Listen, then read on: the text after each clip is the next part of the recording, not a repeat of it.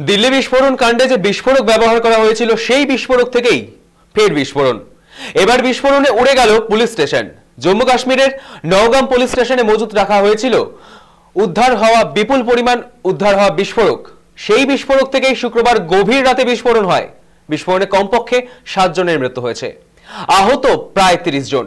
আহতদের অধিকাংশই পুলিশ কর্মী এবং ফরেনসিক বিভাগের কর্তা। মৃতের সংখ্যা আরো বাড়তে পারে বলেই আশঙ্কা। শ্রীনগরের নওগামে জৈশ-ই-মোহাম্মদের একটি পোস্টারের সূত্র ধরে তদন্ত শুরু করেছিল নওগাম থানার পুলিশ। সেই তদন্তেই উন্মোচিত হয় সন্ত্রাসবাদের ফরিদাবাদ মডিউল। সেই মডিউলের একটা অংশ দিল্লিতে বিস্ফোরণে যুক্ত।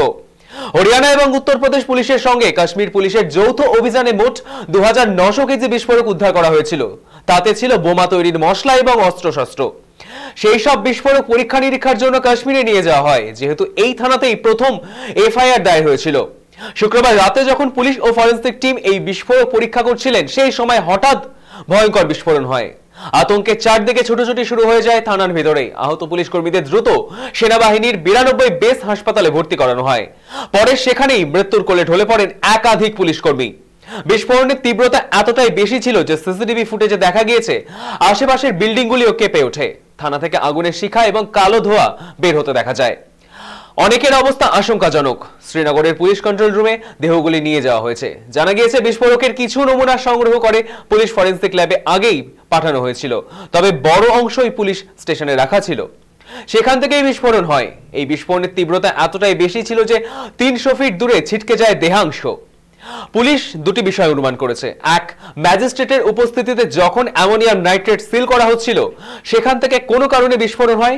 2, এটাও সন্ত্রাসবাদী হামলা। বাজেয়াপ্ত করা একটি গাড়িতে আইইডি বিস্ফোরক লাগানো ছিল।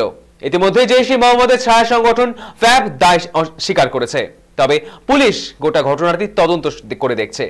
বিস্ফোরণের পরে গোটা চত্বর সিল করে দেওয়া হয়েছে। আনা হয়েছে স্নিফার ডগ। এই 360 কেজি বিস্ফোরক উদ্ধার করা হয়েছিল ফরিদাবাদের ডক্টর মুজাসমিল শাকিলের ভাড়া নেওয়া বাড়ি থেকে। মুজাসমিল আলফাহ মেডিকেল কলেজের কর্মকর্তা ছিলেন। তার সঙ্গে ডক্টর শাহিন শাহিদ এবং ডক্টর উমর নবীর যোগাযোগ ছিল। এরাও আলফাহ মেডিকেল কলেজেই কর্মরত। সকলেই জৈশ হোয়াইট কলার জঙ্গি মডিউল সদস্য বলেই অনুমান।